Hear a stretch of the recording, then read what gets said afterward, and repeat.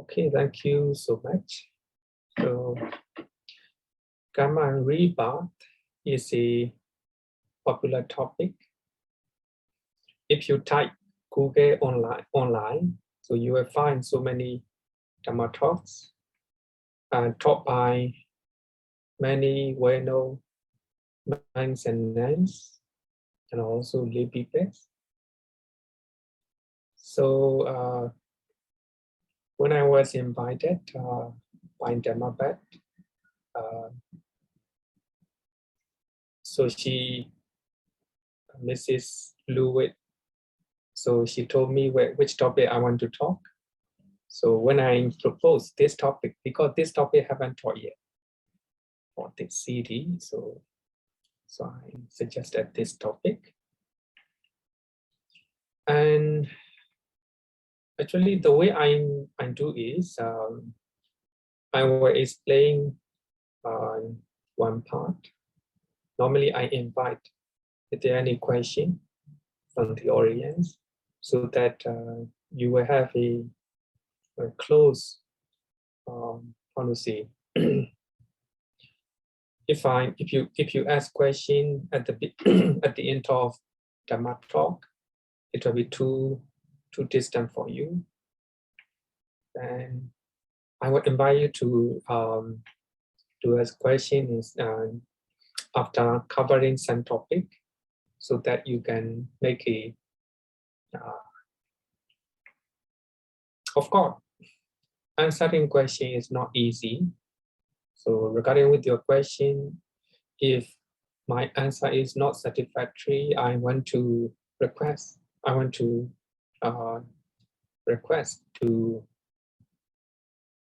understand. Okay, so Kamma and Rebirth. So first of all, I will talk about Kamma. Then I will talk about Rebirth. So we will have 4 lessons. So first of all, we need to know what is Kamma. What is Kamma? The word Kamma is Pali. It literally means action. Sometimes we translate as a deed, or even you can translate as a walk.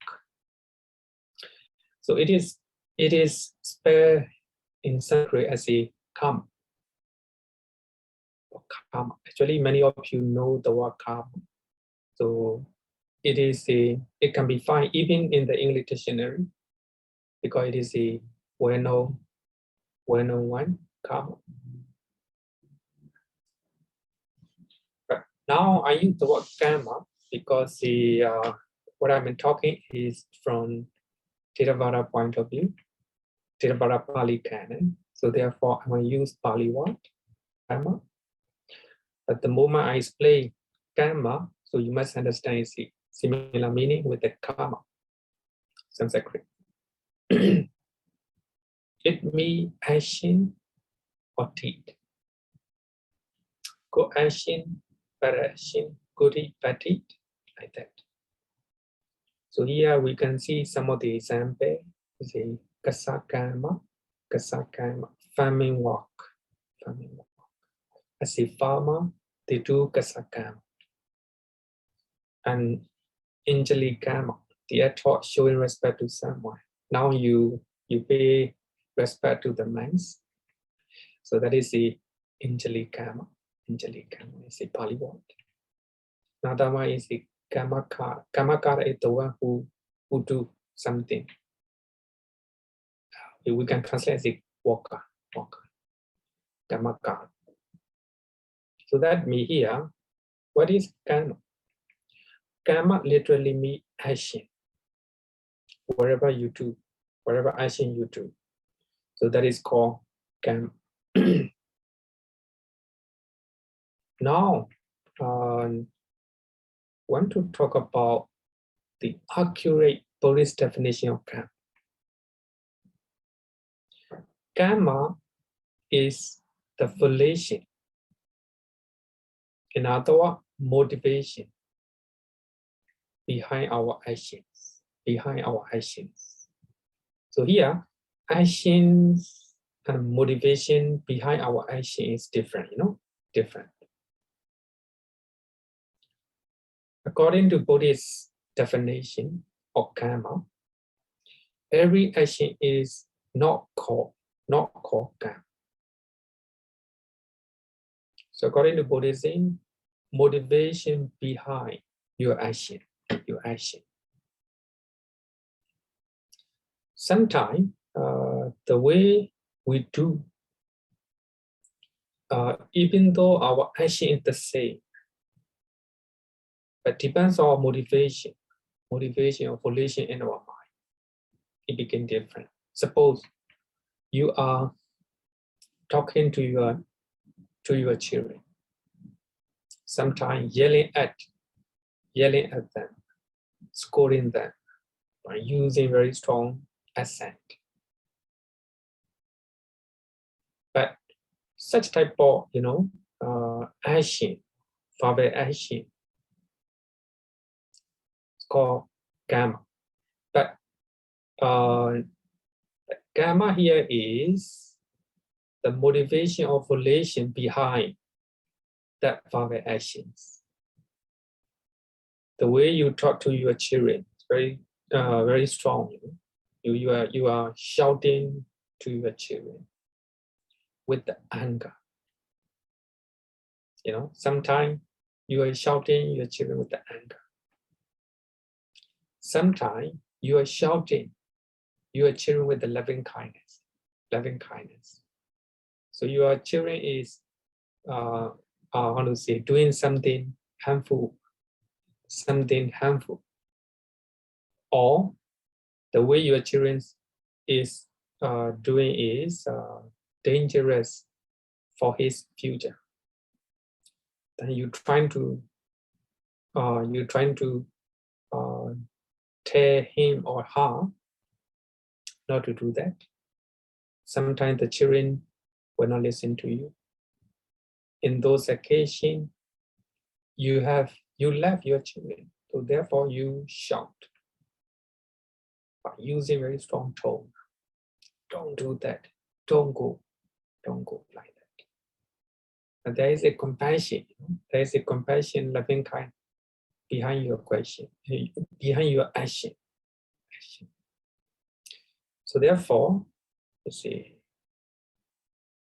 according to Buddhist definition of karma, every action is not karma.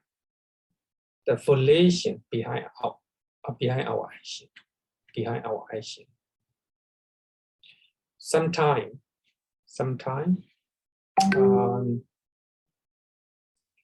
the way you do is the same, but the volition behind may be different according to timing, according to circumstances. Suppose I will give you another example. Suppose you're pushing. Somebody is standing near the railway line. So the train is coming.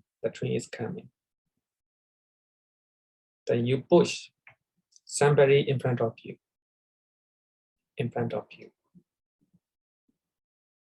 So you put that person thinking that he will be killed with a train crash.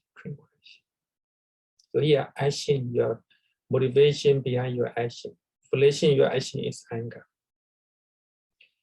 Then you are going to Amati station with your friend. So there's no trains. The platform and railway station is not very high. So you want to tease your friend. Then you push your friend. So there's no anger. You just want to tease your friend. So here, the pushing a person is the same. The action is the same. the motivation behind your action is different. So therefore, according to Buddhism, every karma is not a karma. Every action is not a karma. So karma here is the volition or motivation behind your action. Sometimes you do with the anger, sometimes you do with the compassion. Sometimes you are talking to sometimes you're talking to somebody with the lobha. Sometimes you're talking to somebody with the compassion, with the generosity like that. So actually talking is the same, but the volition or motivation behind your action is different. So therefore, according to Buddhist definition of karma, every action is not a karma. So motivation or volition behind your action, that's called karma. So therefore, in Nipitaka Sutta, the Buddha said that it is a well-known statement taught by the Buddha. It is volition bhikkhus or motivation bhikkhus that I call karma. For having will or having motivated, one acts by body, speech, or mind. So actually we have a motivation. In our action, bodily action, and verbal action, by way of speech, and mental action. So there is a volition or motivation that is karma. Not every action is called karma.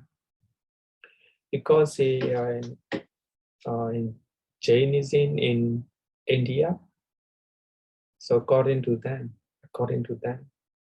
every action is called karma. Every action is called karma. Sometimes you may kill one insect intentionally. Desire to kill, desire to harm an insect.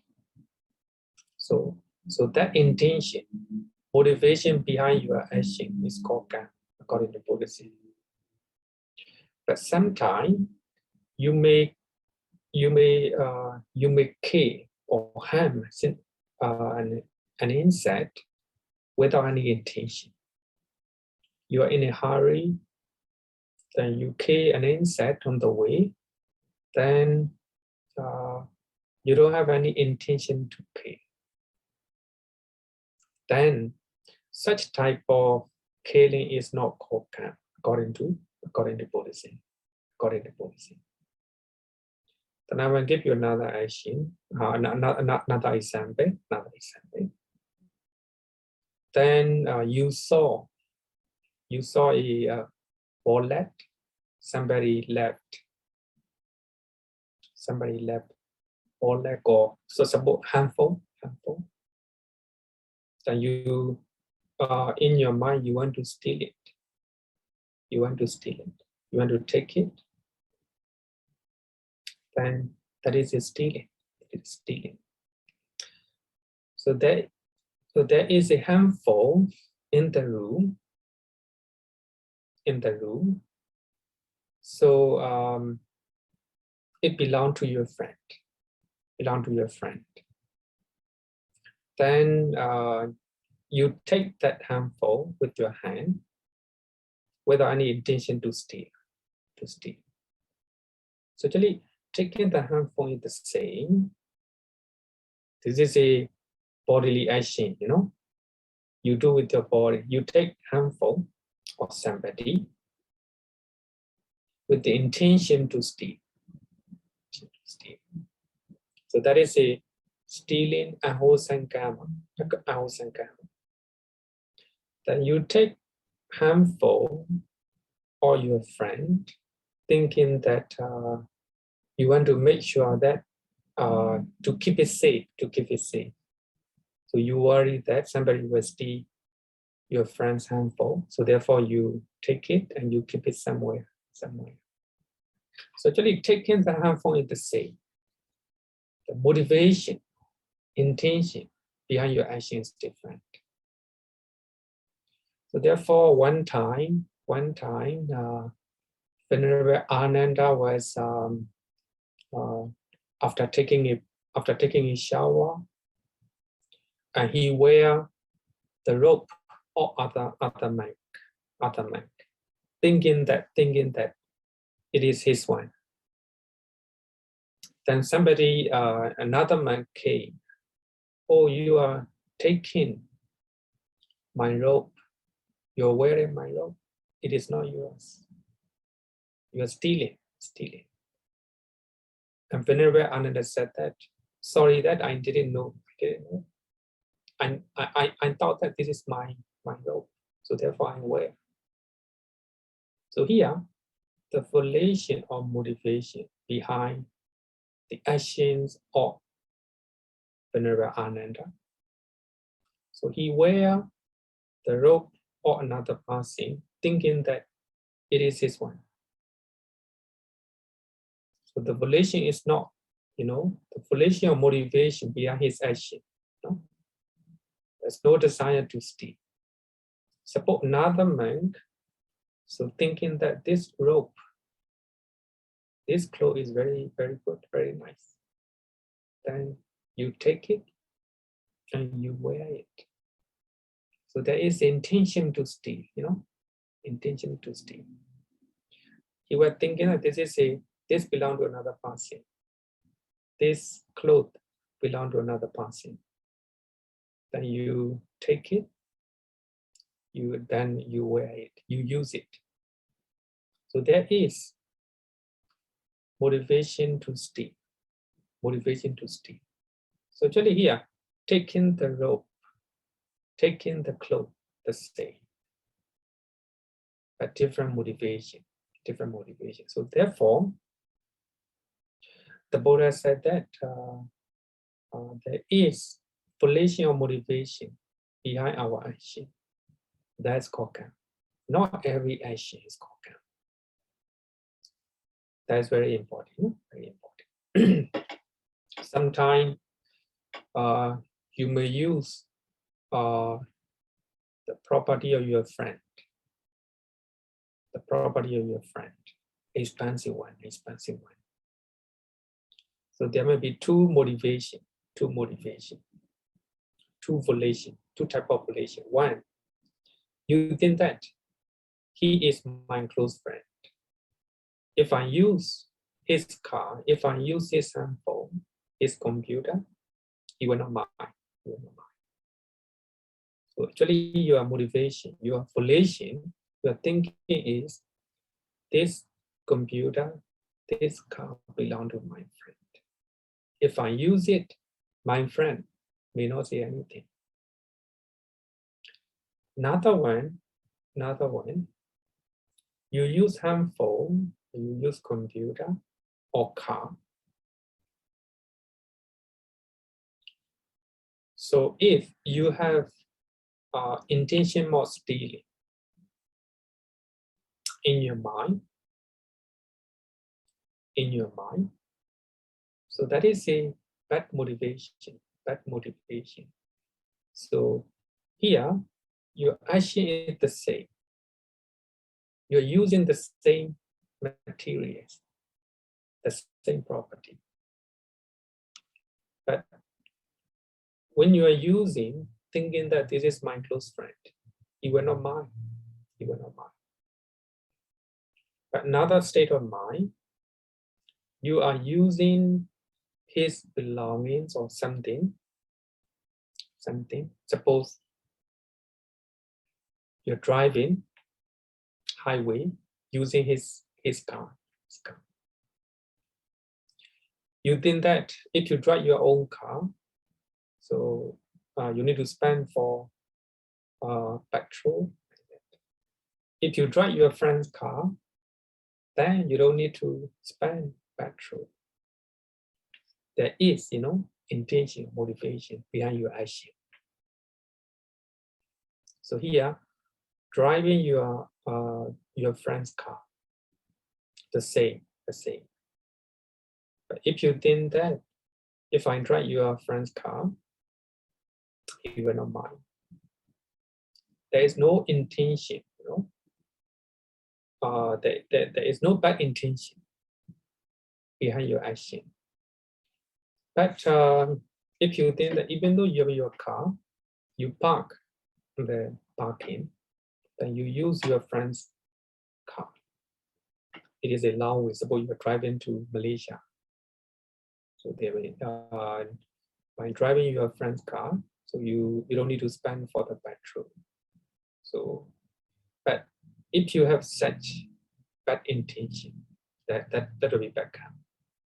So here, what I want to say is, there will be the same action, but depending on your motivation. So you will suppose maybe I will give you a different example when I'm talking.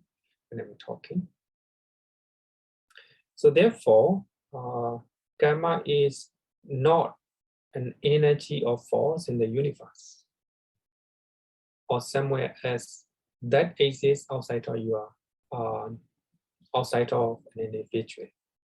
So karma is not an energy in the universe, nor a force that exists somewhere.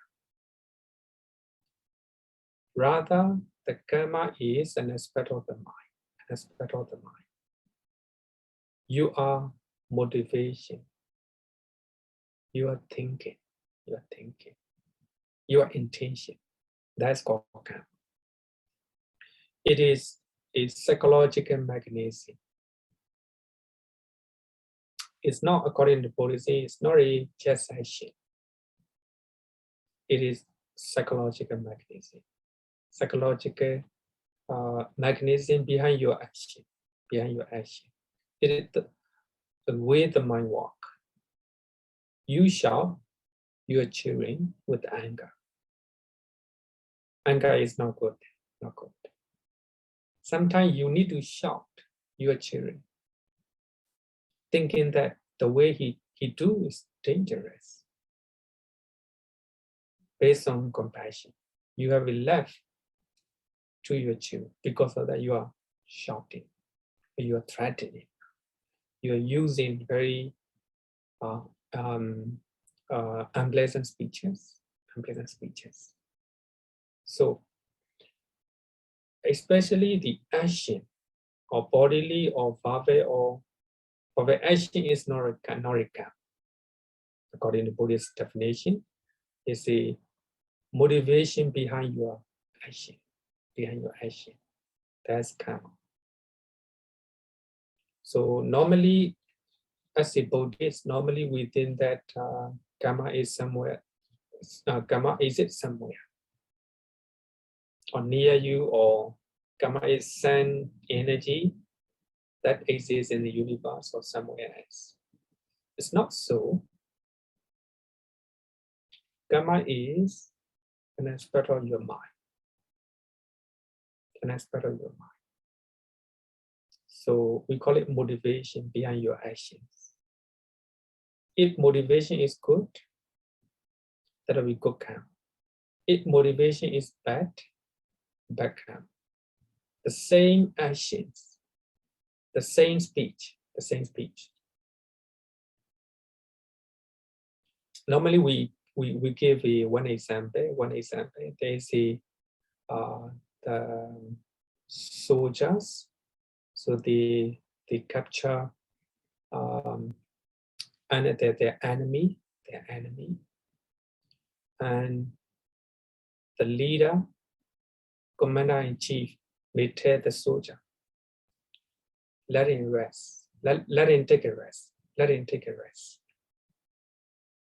The way he talks is very polite, very soft. Let him take a rest. Then actually the soldier, they know that They have to kill their enemy. So let him take a rest. The way he talks very soft, very pleasant, and very polite. But it me, pay that soldier, pay that person. So that means actually, even though he's very polite, very gentle, very soothing, but the intention, intention in his mind must kill the person. So therefore, even though he is talking in pleasant way, the motivation behind his action, behind his talk, is bad. Come from anger, must kill the person. So therefore, Kamma is a psychological mechanism that lies behind our action, So therefore, in the Dhammācariya, the first part in Dhammācariya said that mind is forerunner of all phenomena. Mind is forerunner of everything. Mind is the chief. They are my mate. Now we are our Dhamma program is our Dhamma program will take 2 hours. 2 hours normally, including puja. Sitting 2 hours, it's not really easy, not easy. Because of the mind. You come and listen to the Dhamma talk. Not really easy, especially when you're young. When the parents are asking you to listen to the Dhamma talk, you may not be able to sit down. Now you came here, listen to Dhamma talk, out of your own way, because of your mind. You decided to listen to the Dhamma talk. So therefore you can sit down for 2 hours. So for many people, taking meditation is not easy for many people. To sit down even for 10 minutes, 20 minutes, not easy. For serious meditator, they can sit down for many hours, 2 hours, 3 hours, 5 hours, the whole days. Mind is forerunner of everything. Mind is the chief, they are my mate. So therefore, in Buddhism, emphasize the importance of the mind. So here you can see that the Buddha said mind is forerunner of everything. So therefore, when we talk about Kamma or psychological mechanism behind our action, we call it motivation. If one speaks or acts with the wicked mind, bad mind, because of that, suffering follows one. The problem follows one. If you're talking, if you're acting with a bad mind, because of such action, suffering follows one. Just as the wheel follows the hoof prints of the ox that draw the cart. When the ox is drawing the cart, the wheel will follow the hoof prints of the ox. So just like that. So if you are talking, if you are acting with the wicked mind, bad mind, suffering, the problem will follow you. So this is fundamental, one of the important teachings of the Buddha. Mind is forerunner of everything. If you're talking with the bad mind, with anger, greedy mind, jealous mind, I think, then suffering of the problem will follow you. So that is a this talk about karma. This talk about karma. So we have 3 types of karma: mental karma, mental action. So actually, it arises in your mind. So based on that mind, so you will talk unwholesome speeches, bad speeches, just like a gossip, slandering, divisive speeches, like that. And also you will act with your body. So you will harm sentient beings. You will steal. You will commit adultery, like that. So that is karma. So here, so therefore mind is forerunner. Therefore the Buddha said that the motivation or volition behind our action is called karma. So we have 3 types of karma. 3 types of karma: mental karma, mental action, foul action, and bodily action. So we'll go one by one. This statement is famous. So this is the first verse from Dhammācariya. Second one is similar one, but quite opposite. Mind is forerunner of all phenomena. Mind is the chief, they are mind made. If one speaks or acts with the pure mind, a good mind, because of that, happiness follows him. Happiness follows him. Like a shadow that never leaves him. So when you go out, the shadow will follow you. When you're talking, when you're speaking, when you're doing with your body, with the pure mind, a good mind, like a loving kindness, generosity, sympathy, like that, then happiness will follow you. Happiness will follow you. So you are speaking unpleasant speeches, divisive speeches, because of bad or wicked mind, bad mind. You're talking, you're friendly, the way you talk is very pleasant, very polite, because of a pure mind, a good mind, good mind. And also the way you treat other people with your body, you show respect to other people. And you give away your seat on the Amari train because of compassion and sympathy, like that.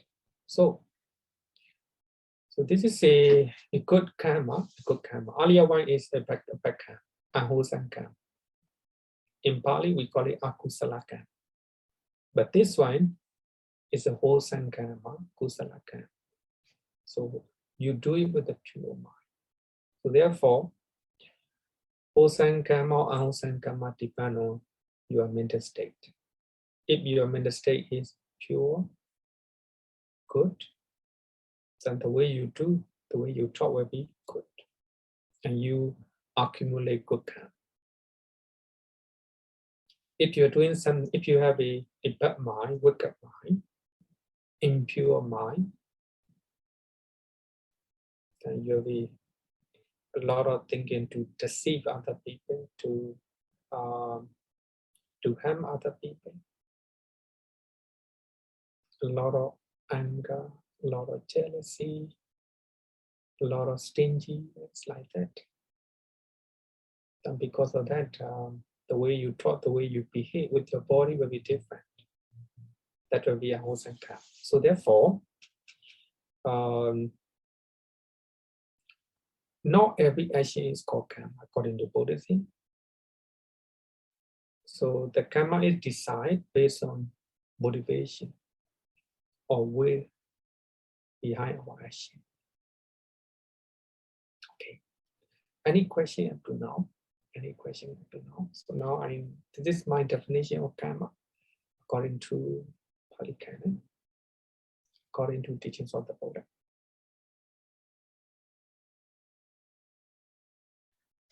Anyone have any question can just unmute and ask Bhante.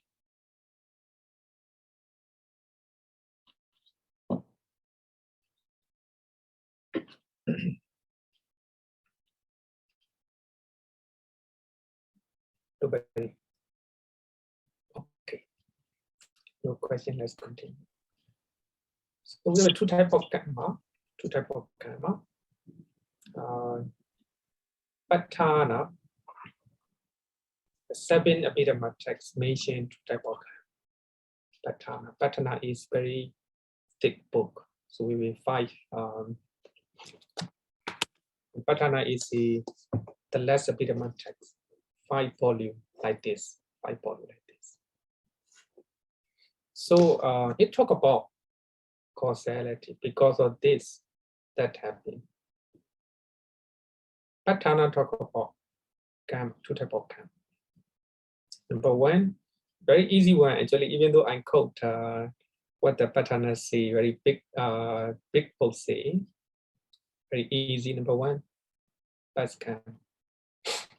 Past Kamma. Of course, Patthana use how to say technical term. Technical term, we call it asynchronous Kamma. Asynchronous Kamma that arises in different timing.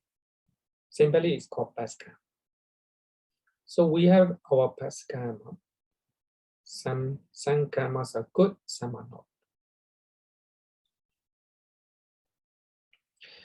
Good and bad past Kamma create good and bad reset.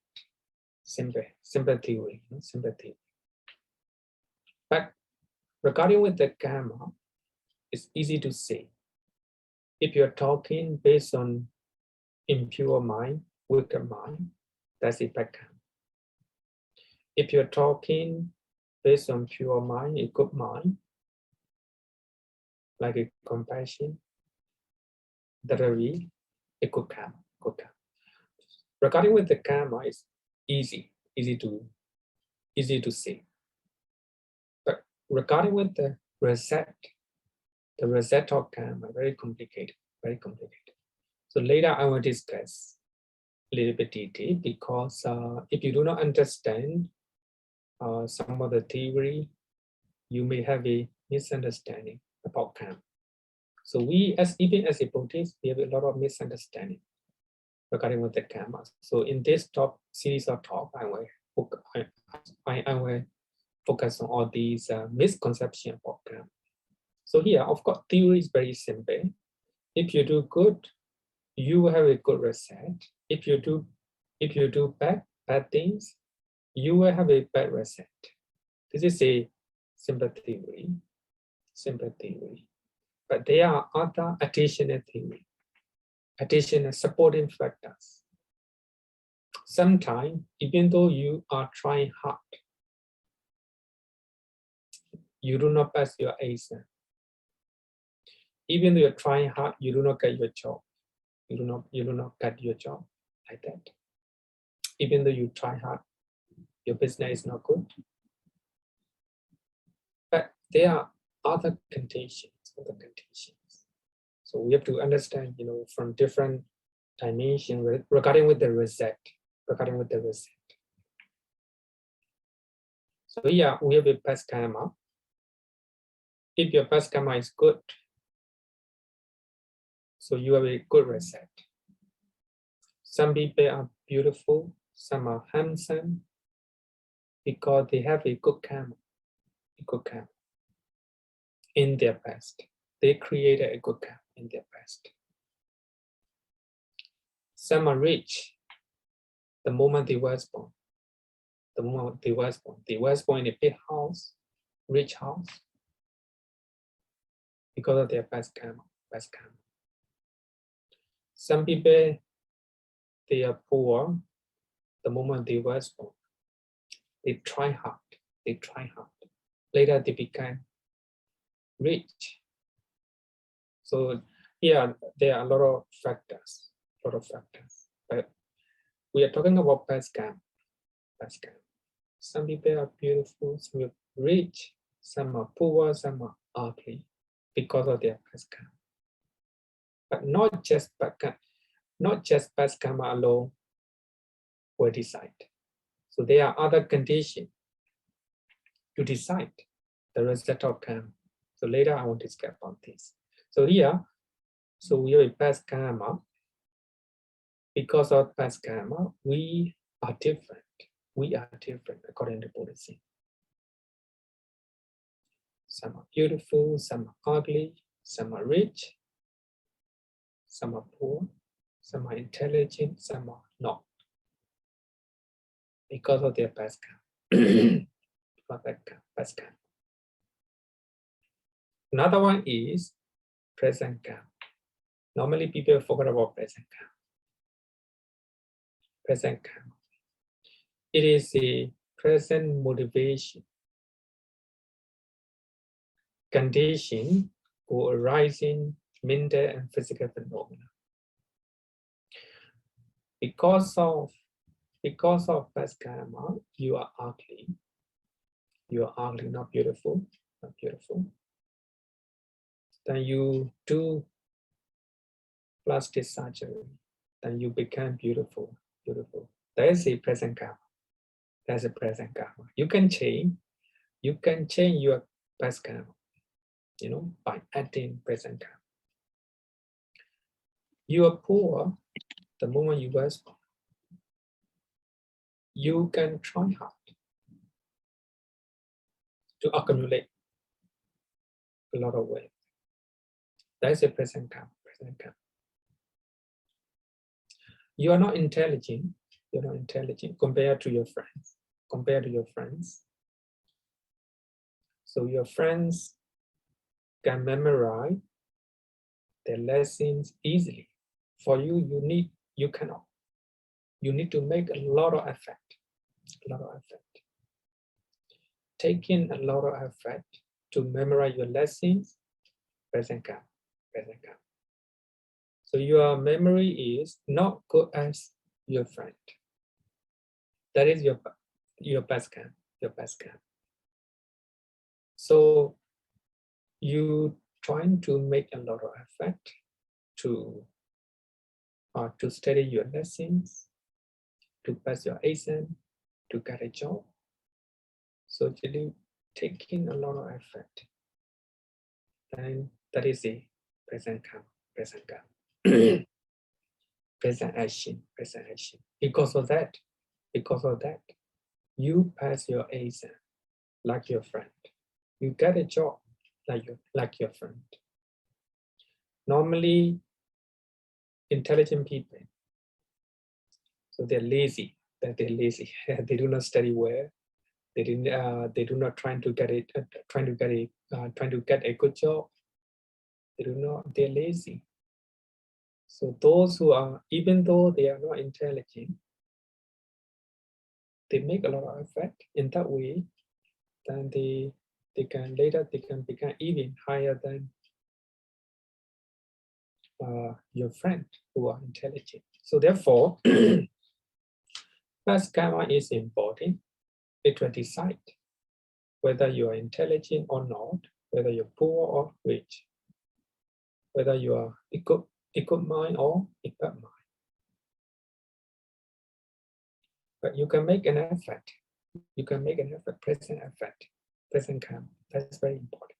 Very important. So, as a Buddhist, we must know that we have a past karma. Because of that, we are here.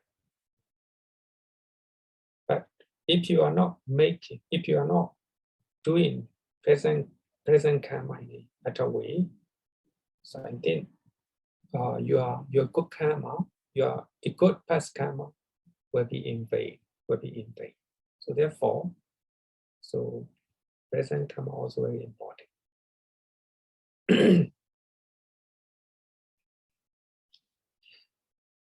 To become, if you want to become a true Buddhist, a good Buddhist, you must have a faith in the triple chain, and you must have right view about the ownership of karma.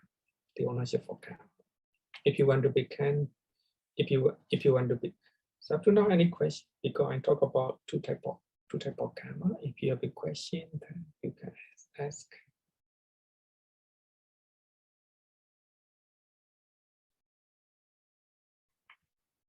Bhante, I have a question. Okay. Just hold on, I put it. Okay, Bhante, can I ask you, is a person's character or their mental state, their current mental state, is a result of a karma?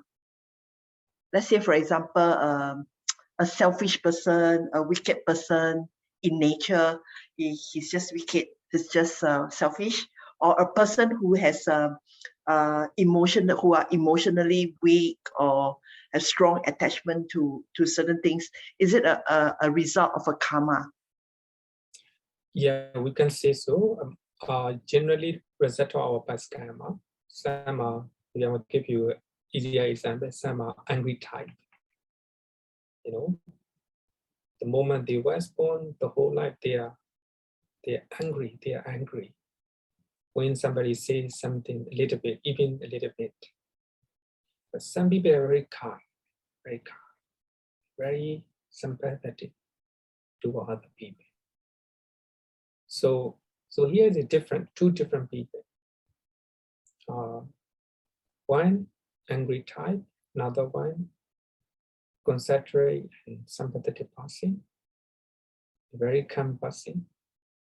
So those are result of past karma. The result of past karma. You can see among your friends, right? Some are very kind, sympathetic, and some are not. Some are very hostile, angry type.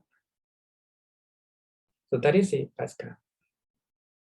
But so actually, I met one of the very calm, very how to say, very kind Buddhist monk. So I stay with him for 1 week, very closely. I didn't see any traces of anger or dislike or irritation. Very calm, wherever he say. But he talked to me. When he was young, he used to be a very angry person, hostile person. He doesn't like this, he didn't like this one, this person, this one, like that. Always angry. Actually, genetically or because of his past karma, he became angry person. So his mind is influenced by anger. But later he practiced mindfulness meditation.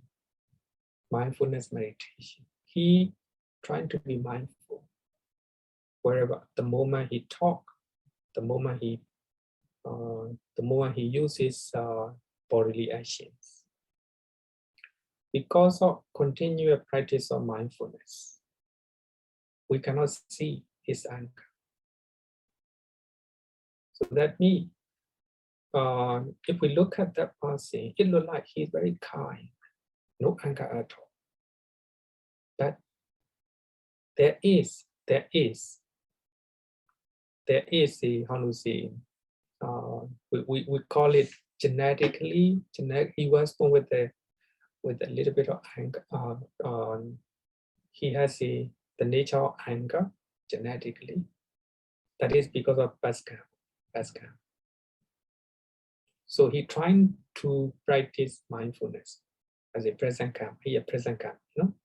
So therefore, even though we don't have a good past karma, by trying to do a good present karma, we can change. So we can look at the example of meditation master. Stay within for 1 week, the same place, and also talking with him for many times, many hours, walking together. So he's very kind, very calm. Even though he is talking, then that he doesn't like, he never show his anger. So that means because of mindfulness, with the power of mindfulness, anger cannot come in. According to Buddhism, Buddhist psychology, one state of mind can arise at a time. Two mind movement cannot arise in one time. So when there is mindfulness, anger cannot come in. Anger cannot come in. So the continuous mindfulness, by doing continuous mindfulness, the original anger, genetic anger cannot come in. So therefore, we Buddhists promote meditation. Meditation means developing mindfulness. We're trying to develop mindfulness. So we're trying to do continuous mindfulness. So in that way, our bad mental state cannot come in. Of course, we were born with such negative mental state, like a selfishness. Some people are very selfish. Some are with a wicked mind. But by practicing mindfulness, if those people practice mindfulness, then they are mindful. If selfish mental state arises in their mind, they know right away. Then they try to be mindful. Knowing selfishness, that's called wisdom. Then if that person practices mindfulness and wisdom, so negative mental state cannot come in. Of course, there's a best karma. We can try to drive them away by practicing, by doing a good present karma. Okay. Now we talk about karma. If you want to become a good Buddhist, you must have a faith in the triple gene, and also you must have a faith. You must have a right view about the ownership of karma. Ownership of karma. That's very important one. We call it Dhammācariya samadhi. Dhammācariya samadhi. Ownership for their karma. We normally say beings are owner of their own karma. So I will quote one sutta from Dhammācariya. The Buddha said that beings are owner of their own karma. Kamaskata satta. So you do good things, you have a good result. You do bad things, you have a bad result. Heir of their karma. They have karma as their origin. We were born here. As I earlier said, that some are beautiful, some are ugly, some are intelligent, some are not. So that is because of their past karma. They are owner of their own karma. If you're good to your friend also will be good to you. But you need to do it continuously. If you are doing good to your friend for some time, but most of the time you're not good, then also your good karma will not create a good result. Karma as their relatives. Karma as their result. Actually here, I want to highlight this one. It is karma or action that distinguish beings as inferior, superior, intelligent, dark, rich and poor, like that. So it is the karma that distinguishes beings. Some people try hard to make money, then they become rich. That is their karma. So they try hard to make money. Some people try hard to get a higher degree, degree. They make a lot of effort. They concentrate on education, then they become, honestly, higher degree holder. So ultimately, the actions distinguish people.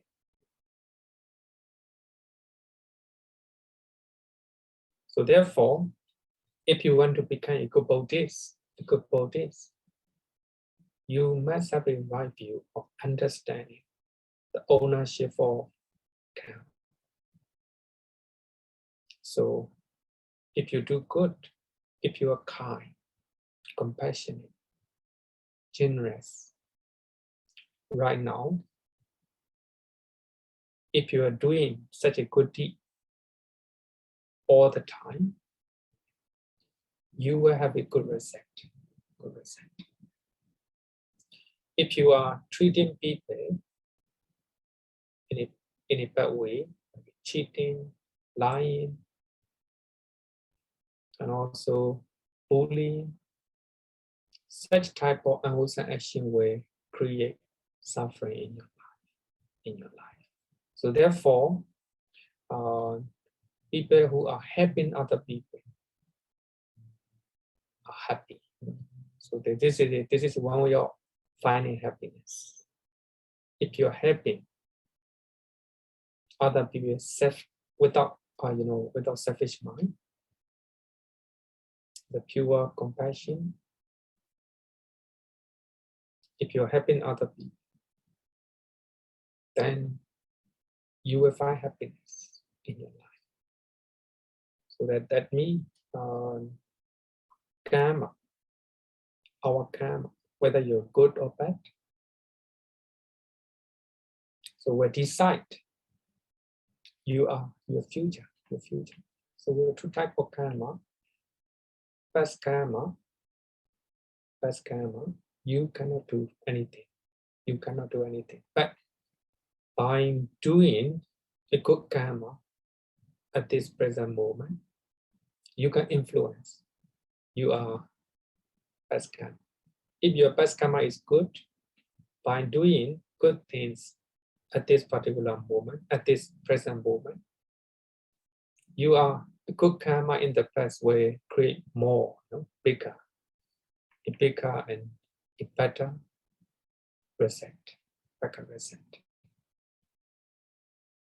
So karma action will distinguish beings. Some are inferior, some are superior. It depends on their karma. So karma is two types. Some people are intelligent because of their past karma. Then they add more effort. Then they become, more and more better and better. So here, what is karma? Basically, we have a 10 unwholesome karma. When we talk about unwholesome and bad karma, we have a 10 type of unwholesome bad karma. And also opposite one is 10 wholesome karma. So 10 unwholesome, opposite 10 wholesome. So in the Pali Canon, the Buddha normally mention what is wholesome karma, wholesome action, what is unwholesome action. So by looking at all these one, so you will know what is wholesome and what is unwholesome. Then we call it 10 causes of unwholesome karma. 10 causes of unwholesome karma. So if you have a 10 type of causes, or let see, 10 part, we can read 10 part of unwholesome karma. If you are doing 10 type, so you will have an unwholesome karma. So I think most of you already know that. So as I have 4 weeks to explain about karma, I will also discuss about these 10 causes of unwholesome karma. So we have three bodily action. So Ahosan Kamma that you do with your body. Number one, destroying life. Panadipana. We are even before Dhamma talk, you chant Panadipata Viramani, right? Destroying life or killing. Simply is killing. Number two is taking what is not given. Taking what is not given. Taking what is not given. Stealing. Ordained. Number three is engaging in sexual misconduct. Engaging in sexual misconduct. So these are three Ahosan actions that you do with your body. So therefore we call it bodily actions. So these three things, killing, stealing, engaging in sexual misconduct, you do with the body, generally. Sometimes you do with your speech. You do with your speech. You kill the person. You tell. So you are a person to kill. So that is a killing. Even though you're talking with the mouth, it is considered as a bodily action. Sometimes you do not steal yourself, but you told your staff to steal, like a deceiving customers, like that. You do not deceive your customer yourself, but you tell your staff to do that. Even though you use your mouth, it is considered as a stealing, bodily action. So we have three types of bodily action and 4 verbal action. Later I will discuss in detail. We have 4 Ahosan Kamma that we use by using our speech. Number 1, speaking falsehood, telling lie, musavara. Number 2, speaking divisive speeches. Number 3, speaking harshly. You use unpleasant speeches. You are very rude. Frusavacha. Number 4, indulging in idle chatter.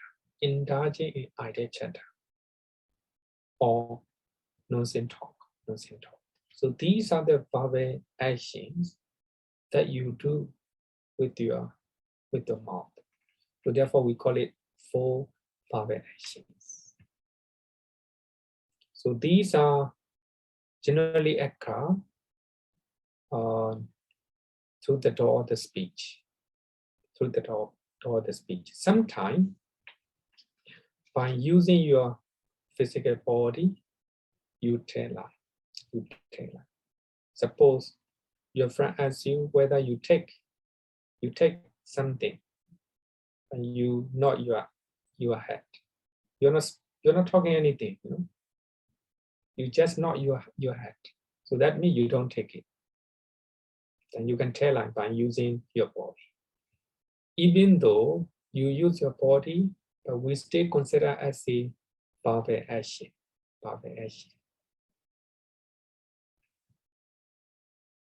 Sometimes you use body language to insult other people. Like this. Sorry, you know, there's just showing the some. If you show like this, that is a verbal action, you know, verbal action. That means you use your body, you know, but still consider as a verbal actions because it's somehow connected with the speech. You are insulting, you know, you are insulting somebody like that. Another one is a mental action. We have 3 mental action. Number 1, you having full of longing, full of greedy mind.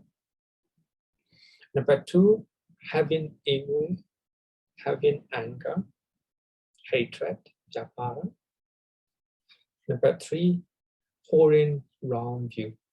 If you have a wrong view, that's also maintain unwholesome actions. So altogether, we will have a 10 causes of unwholesome karma. If you are doing these 10 type of actions, that's called unwholesome karma. Unwholesome karma. So these 3 are called mental actions because they arise in the mind without any bodily and moral intimation. They arise in the mind. So that is unwholesome karma. We call it 10 type of unwholesome karma. 10 type of unwholesome karma. So behind those actions, so there is a wicked mind, impure mind, bad mind. Because of that, you do such unwholesome actions. So then we will have a 10 wholesome karma, a good karma. So if you abstain from 10 causes of unwholesome actions that we have discussed in earlier, that will be called 10 causes of wholesome karma. Opposite one, if you do not tell lie, that is wholesome. If you do not use harsh speeches, that is wholesome one. If you do not kill, if you do not steal, wholesome. So therefore, opposite one is called wholesome. 10 causes of wholesome karma. Wholesome karma. Okay. Any question for now?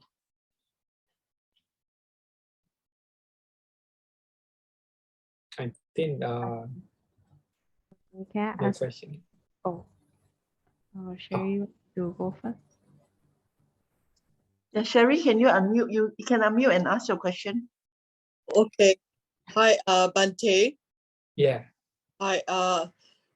Regarding because sometimes we have the situation where like certain people, so-called we call them the enemy, or people that we don't have very good relationship, no matter how, whatever good thing that you've done, that it doesn't guarantee that the other person will also perceive it that way. Somehow that friction will happen.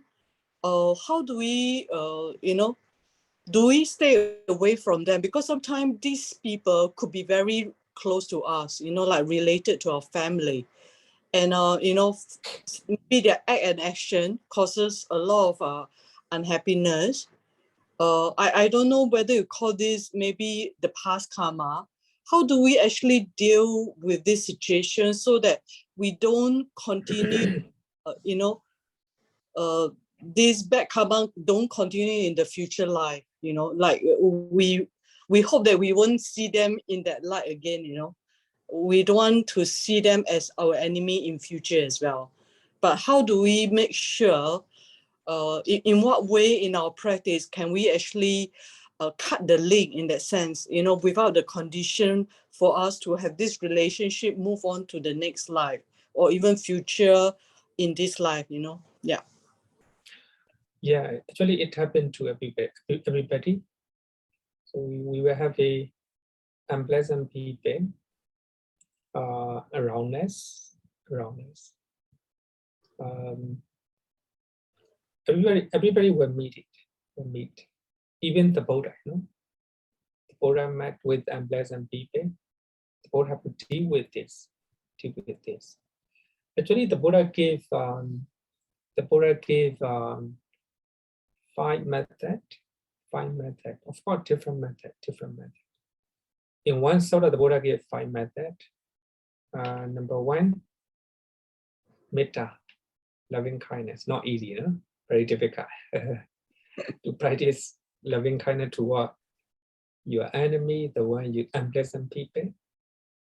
But here, metta here is sincere wish for the betterment of the person. Of course, sometimes we hate some people. Even though we hate, sometimes we may have a good mind. We don't have to harm such person. We don't want to make any any trouble.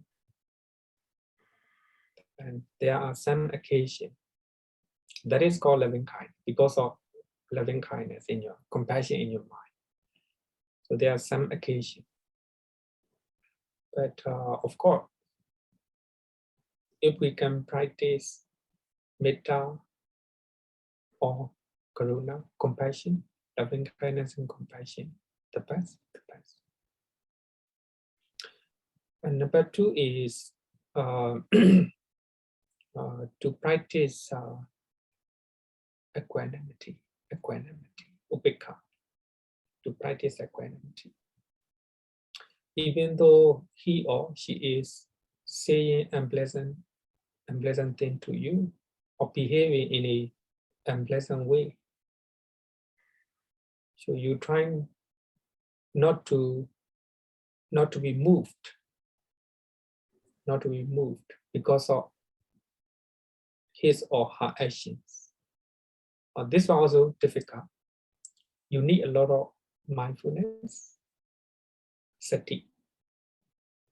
You need a lot of concentration. Otherwise, you cannot balance your mind. So practicing equanimity or equanimous mind, also one way to deal with such people. So you try not to be,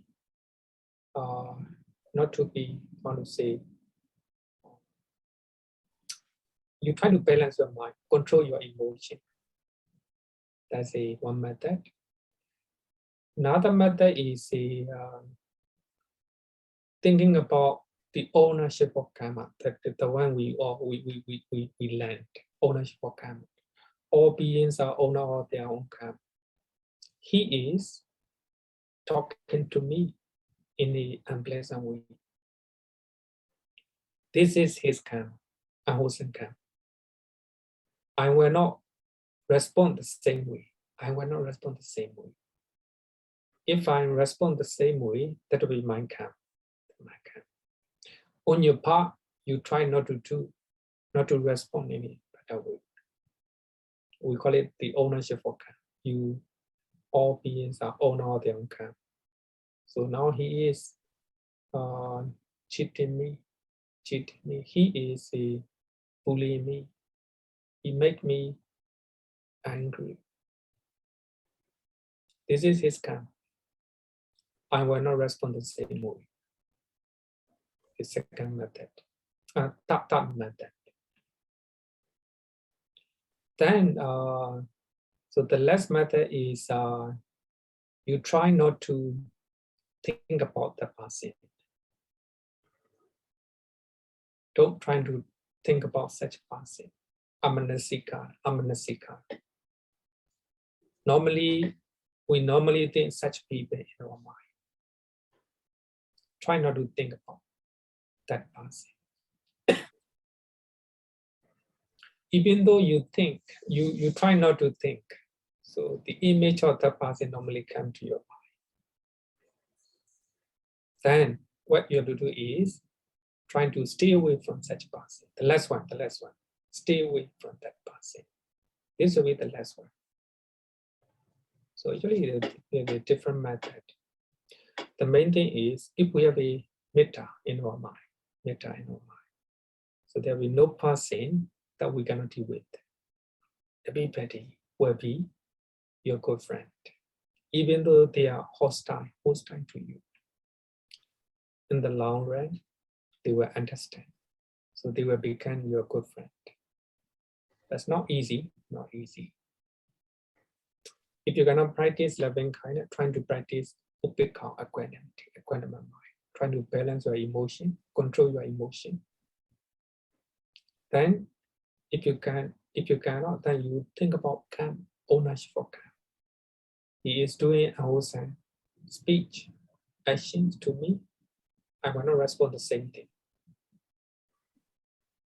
Then, the fourth method is trying not to think about such passing.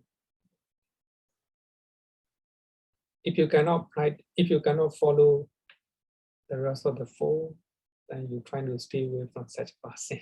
The last method, The less matter is the best way, no? Okay. Thank you, Bhante. Okay. Can I ask a Yeah. question? Yeah. Yeah. So what if like we are not mindful and then like a not very wholesome thought arises, and then but Wait, which thought? sorry, yeah, so if we are not very mindful and unwholesome thought arises, but we didn't act on the thought, so is that still considered as bad karma because there is some kind of intention, but just that we didn't act on the thought? Is that still? Yeah, that is a mental outside actions. Mental outside actions. And you're trying to control, not to act verbally or with your body. That's good. It's just that the moment you do mentally, you're not mindful. But the moment those unskillful thought, unwholesome thought came in, you're mindful because of that you can control your mind. So that means unwholesome mental actions, but you can control power actions and bodily actions. Good. Thank you, Bhante. Okay. So now we discuss about killing, because this one most body they know, but maybe something you may not notice. I will quote the original sutta that the Buddha talk about killing panatipada. So in many suttas, many places, the Buddha will say the same thing. Here, someone destroys life. Destroying life. Actually, here we have a lot of problem in the world, or fighting, a lot of fighting. So they're destroying a lot of sentient beings. He is murderous. So here, what I want to say is, killing is panatipada, not just killing. Here also murderous. If you are murderous, if you are bloody-handed, this is a how to say, bodily action, bodily actions. If you are bloody-handed, given to blows and violence. If you give a blow to somebody, if you are acting with the violence, merciless to living beings. So that is bodily unwholesome bodily actions, not just killing. It is including violence, harming other sentient beings. So that is called, how to say, killing. Then the Buddha talk about 3 types of killing. Actually, normally we think that if you take 5 precepts, so the first one is not to kill, not to kill. That means, according to this sutta, if you are harming to sentient beings, that's also you break your sila, you break your precept. Not just killing, but you need to observe not to harm sentient beings.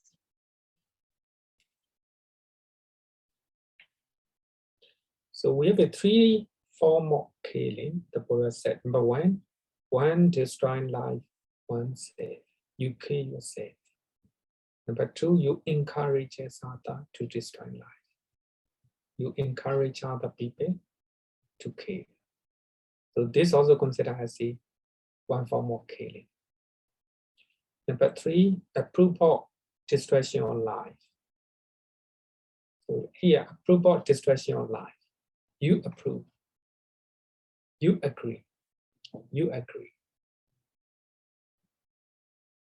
So that means in the parliament, if you are a parliament member of parliament, there is a decision to make a to wage a war, to fight another country. Then you approve. You agree. So that is also a form of killing. So therefore, as a Buddhist monk, we are not allowed to do politics. We are not allowed to become member of parliament. Because in the parliament there will be a lot of matters, including killing.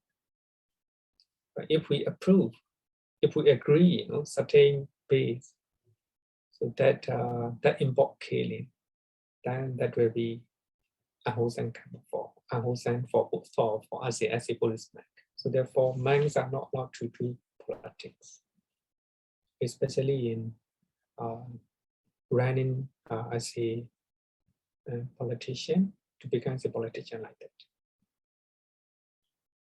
Number 1, you kill yourself. Number 2, you encourage other people to kill. And number 3, you approve, you agree. So regarding with the killing, we have 5 factors, 5 things to think about killing. Number 1 is, thing that you kill must be sentient being, living being. Because in ancient India, people think that cutting the tree, cutting the grass is like a killing. The tree has a life, and the grass, they has a life.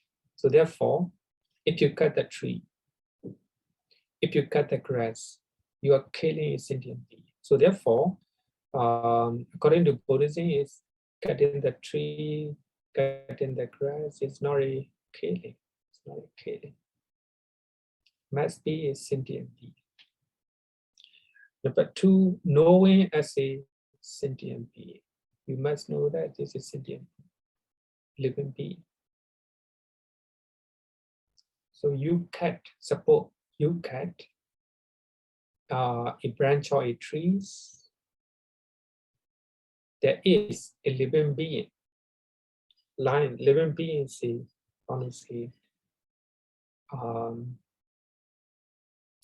living in that branch. You think that actually is sometimes the lizard, they have the same color with the branch, the same color with the tree. Thinking that this is the branch of the tree, then you cut.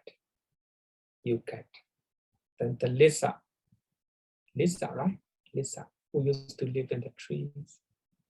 If the tree is green color, and he became green. If the tree is black color, he became black. Kind of lizard, right? Lizard. You see, thinking that it is a branch of the tree, then you cut. So the lizard is clear. But it is not a karma. It is not a karma, because there's no motivation to kill. No motivation to kill. So here you must know that as a sentient being. Number 3, having the thought of killing. So here the thought of killing is motivation. This is the most important factors to commit killing. Making an effort, you make an effort. So here, if you have the thought of killing, that is mental unwholesome karma. If you make an effort, that is bodily unwholesome karma. Number 5, actual death of the being due to that effect. So here number 5. So that sentient being died because of your effort. So regarding with the killing, all these 5 factors must be complete. Must be complete. Make an effort, actual death of that sentient being due to your that effect. If being is not killed, of course it is unwholesome karma, unwholesome mental action, but it is not the cause of karma, the cause of karma, karma pata, the cause of karma. But it is stay unwholesome, wrongdoing, torture.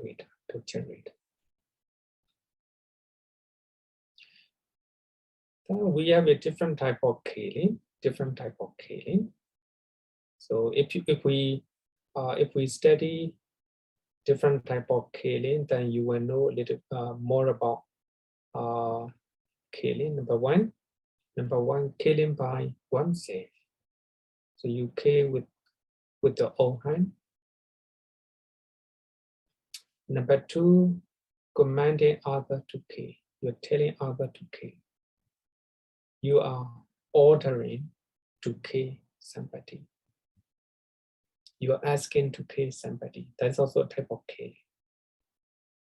Number 3, killing by using mobile weapons such as spears, arrows.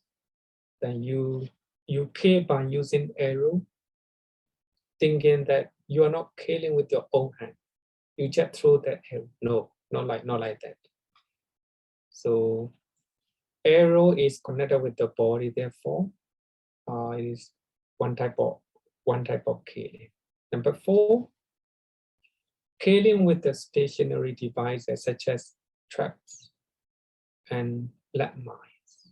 So if you are killing sentient being by using traps, that's also a type of killing. So if you're using landmines, somebody step on that, then they are exploded. Then that type of killing. So a few years ago, there were rats in our temple. Then the company come and give traps. But that trap does not kill. So if the rat go inside, the rat is not killed. Maybe they brain and they may throw them away. And number 5 is a magical formula. Some people may kill by using magic, black magic. And a psychic power, you kill by using your psychic power. Then you use your psychic power to kill somebody. It's also a type of killing.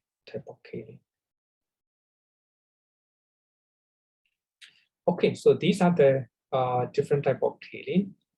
Any type, whatever type you kill, that is considered as a killing. Okay, any question? So, Sherry, just give me a minute now. There's one question in the chat, Bhante. The first type of killing, does that include committing suicide? Yep.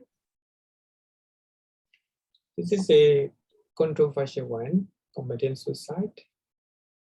And many religions,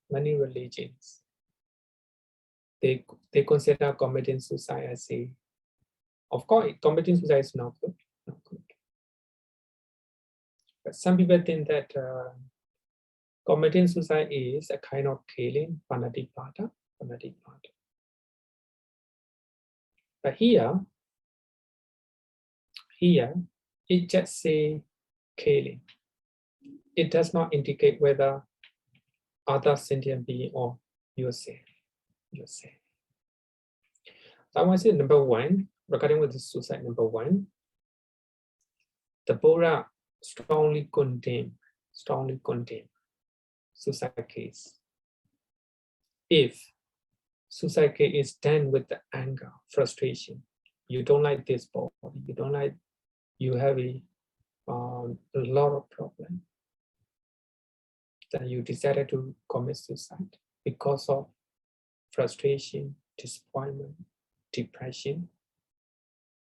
Such type of suicide is not good, because your motivation behind your action is not good. So the Buddha strongly condemn such cases. Number two.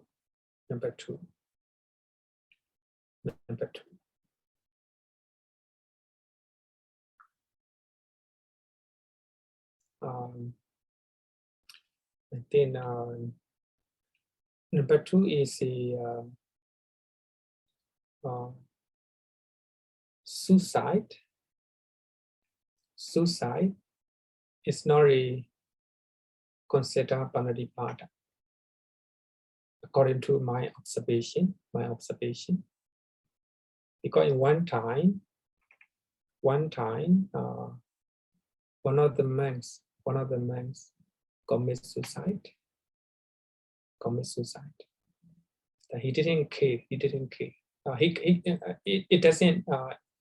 It didn't. How to say? He jumped into the cliff. Thinking that he want to kill himself. But one person who is cutting the bamboo, he fall down on that person. That person died. But the monk who jumped into the cliff did not die. And the Buddha say, how to say,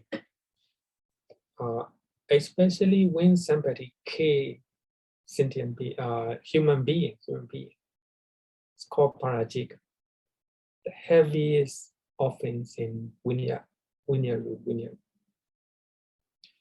Now he jumped into the cliff. He fall on one person who is cutting the bamboo, and that person died. So the monks do not have any motivation to kill. So therefore, not considered as a panadipada, killing. Regarding with his suicide, the Buddha laid down. The Buddha told the monks not to commit suicide. If you commit suicide, that means you make an offense. It is called tokata. Not heavy offense in the Vinaya rules. That is one thing. Actually, we have some stories that talk about suicide cases in Pali Canon. Some monks, they commit suicide. I will give you one example.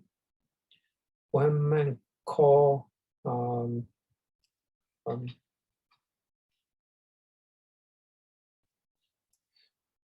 he was meditating, and he has serious diseases. The moment he attained higher level of concentration, so that disease had come in.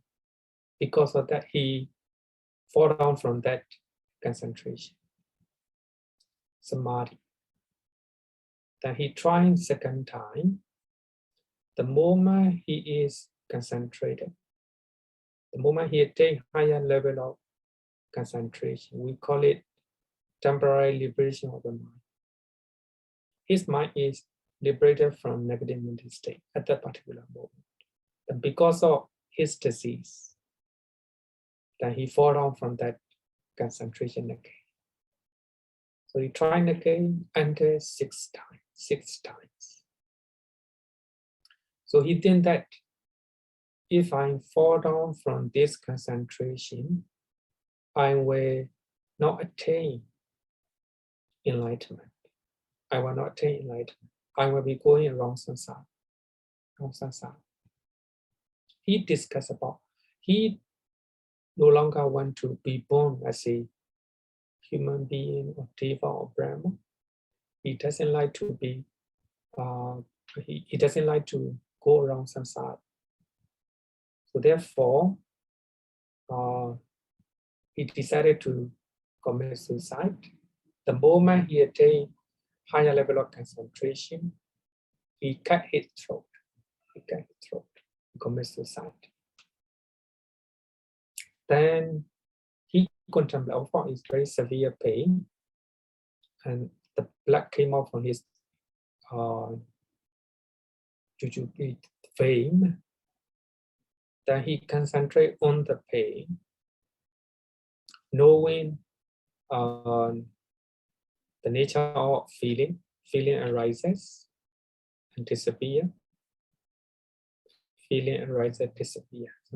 So contemplating the nature of impermanent nature of feeling, then he attained enlightenment. So in this story, so the Buddha didn't condemn that monk. So that means if somebody who commits suicide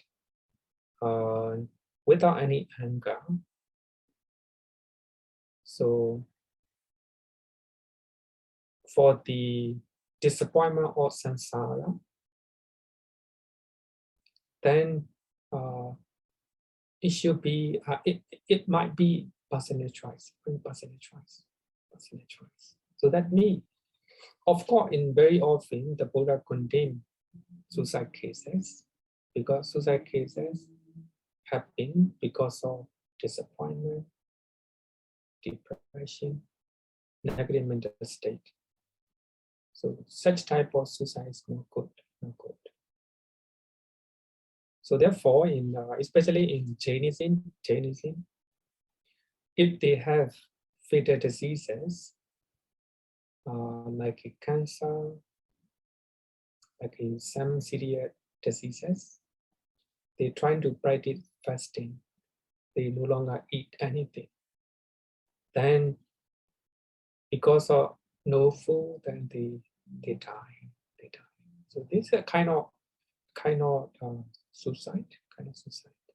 So if we look at such such cases, I think that suicide is not considered Dhammācariya. But of course, suicide must be decided based on our motivation, whether our suicide is motivated by negative mental state, not good. Mostly, actually, most of the Buddhists, they will consider suicide is not good. Of course, it's not good, but there are some exception. Like Mr. Lee Kuan Yew told that not to use machine, no? If there is, if he need support of machine, not to use it. Let the nature go. So it depends on personal choice. Suppose your father asks you not to use any supporting machine to lengthen, how to say, the length of the, how to say, sometimes we need to use a life support machine. But if your parents ask you not to use such one, it is his choice. So we have to respect. Okay. So, any question? I think Sherry, you have a question. You raise your hand. Yeah, but they just a question here, because nowadays there's a lot of social media influence, and then some people give very wrong message, like maybe through game, creating violent game. And some younger people or some people are being influenced by that. So those people who actually create this media, social media, game or even movie, are they also committing a karma in that sense? Or is it the people who actually perceive wrongly and they kill themselves? They are the owner of your own karma, whichever makes sense. Yeah. What makes sense? The person who create this thing, that actually encourage that this is okay to do, or Violence. Yeah. or the individual who take the action to kill themselves. Yeah. Of course, they are the causes of violence and also negative consequences. I'm playing such games like a fighting, killing. So the young people, they become, their mental state became violent and also merciless. So they create such games. I think negative mental state. They look at their honestly personal gain, like if they want to get some money. Yeah. And because of that, they create such games. So young people are addicted to those games. So the young people, their mental state became restless, also merciless and violent. It creates a lot of problems to their families and also daily relationship. Then those people,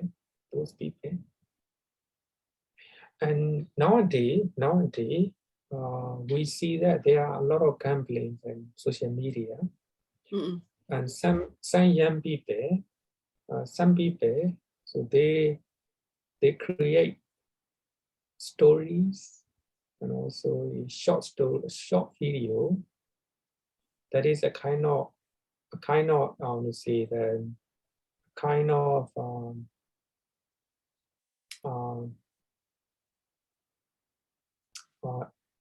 those short video attract a lot of people. At the end of the video, and they were announced, they were advertised, Yes.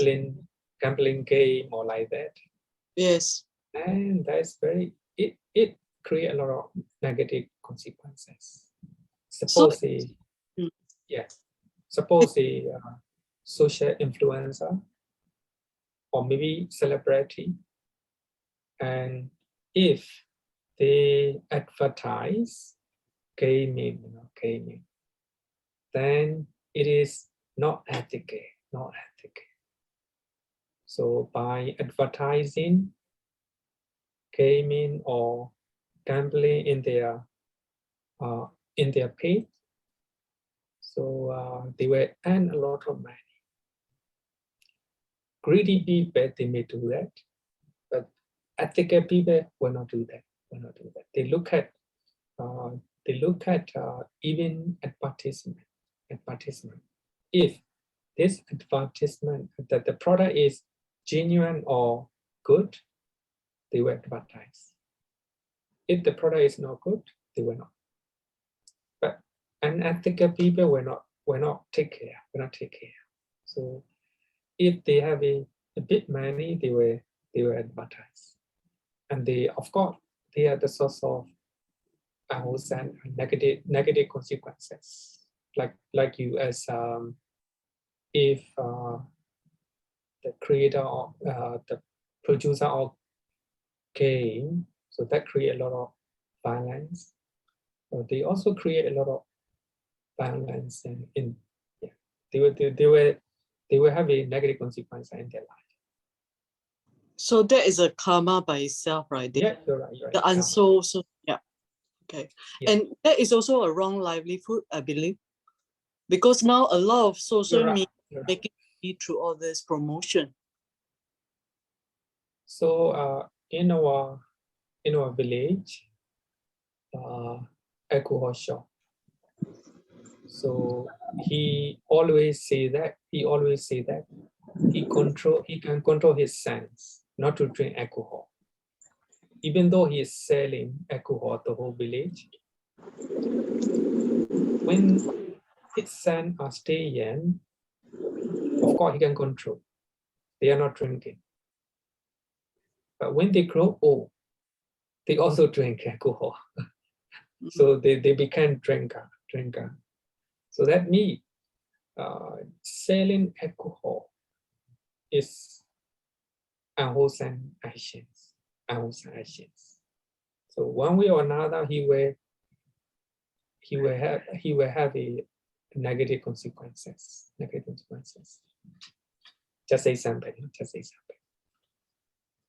Okay, thanks. Okay, so let me finish 2 slides. Then I will finish my talk. So here, if we can abstain from killing sentient beings, that will be wholesome karma. So the Buddha say here, someone have been abandoned destruction of life, abstain from destruction of life. With the rod and weapon lay aside. No weapon, no rod. Conscientious is a it's shame to kill, to harm sentient beings. He is very kind. He dwells compassionate toward all living beings. So very compassionate toward all living beings, whether human being or non-human being, animals, compassionate. So here, not only abstaining from killing, and you lay aside all the weapons and rods. You're very kind, you practice kindness, you dress compassionate, you live with the compassion. Not just abstaining from killing, and you practice kindness and compassion. You have to refrain from any type of weapons. Then that is wholesome deed. So unwholesome deed, killing, harming sentient beings. Then if you refrain from killing, if you practice kindness and compassion toward all sentient beings, that will be wholesome deed. Then I want to make a conclusion. So we need to we refrain from killing. In that way, we have security of life. Singapore is safe. No fighting, no killing. Because of that, you can go anywhere safe. Because everybody abstain from killing. But if you go to fighting place, just like in Ukraine, not safe. Because they are fighting. So that means we refrain from killing because we will have a security of life. So that is the purpose of keeping precept, purpose of practicing sila in our life. Okay, that's all for today. So next week I will discuss other unwholesome actions, other karma,